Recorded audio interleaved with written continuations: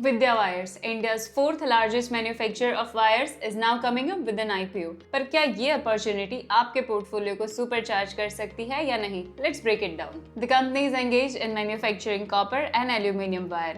Company अपने products energy, motor, clean energy, EV और railway जैसे सेक्टर में प्रोवाइड करती है, यानी कंपनी का कस्टमर पोर्टफोलियो काफी डाइवर्सिफाइड है। पर साथ ही कंपनी कुछ बिजनेस चैलेंजेस भी फेस कर रही है। चलिए इन्हें एक एक करके समझते हैं।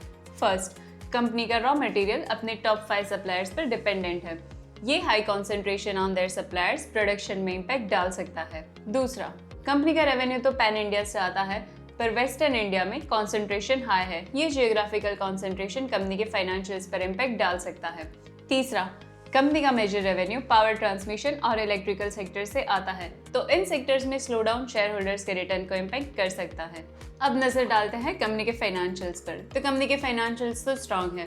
FY25 में कंपनी का प्रॉफिट 59% से जंप करके 40.87 करोड़ और रेवेन्यू 25% से जंप करके 1491 करोड़ तक पहुंच गया है। पर कंसर्न की एक बात है कि कंपनी का कैश फ्लो फ्रॉम ऑपरेशन पिछले 3 साल से डिक्रीजिंग ट्रेंड में है। ये cash flow decreasing trend company की लिक्विडिटी और कैश हैंडलिंग कैपेबिलिटीज पर सवाल उठाता है। आईपीओ डिटेल्स की बात करें तो यह आईपीओ ओपन रहेगा from 3rd to 5th December, allotment is on 8th and listing will be on 10th December. Total issue size 300 crore, lot size 288 shares, price band 48 to 52 rupees, minimum investment amount 14,976 रुपए।